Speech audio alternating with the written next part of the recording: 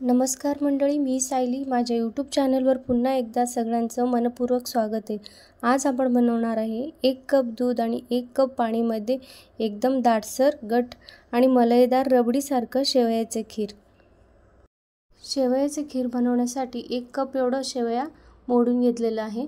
त्यानंतर तवा गरम करून घ्यायचे. गरम केलेल्या तव्यामध्ये 1 चमचा एवढं तूप घालून घ्यायचे. चांगलं गरम करून घ्यायचे तूप गरम झाले की त्याच्यात शेवया घालून शेवया भाजून घ्यायचे.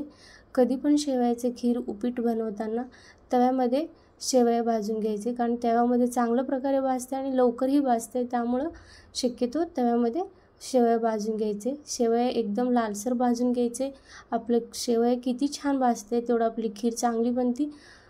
आता आपली शेवया भाजून तयार झालेलं आहे. दुसऱ्या बाउलमध्ये ट्रान्सफर. अशा प्रकारे एकदम लालसर शेवया आपल्याला भाजून घ्यायचे.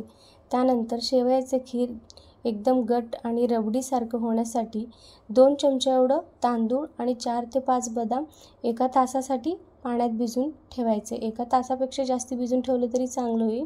त्यानंतर बदामचं सालं काढायचे आणि मिक्सरमध्ये घालून वाटून घ्यायचे. एकदम बारीक पेस्ट करून घ्यायचे.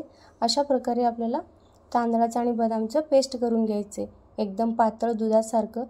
तुम्हाला तांदूळ जास्ती प्रमाणात आवडत नसेल तर बदामचं प्रमाण जास्ती करून वाटून घ्यायचे.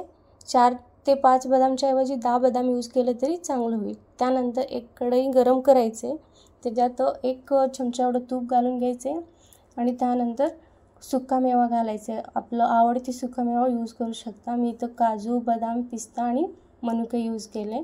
त्यानंतर 1 कप एवढं दूध घालायचे. त्यानंतर 1 कप एवढं पाणी घालायचे. चांगलं उकळी येईपर्यंत त्यांना उकळून घ्यायचे. पाणी आणि दुधाला.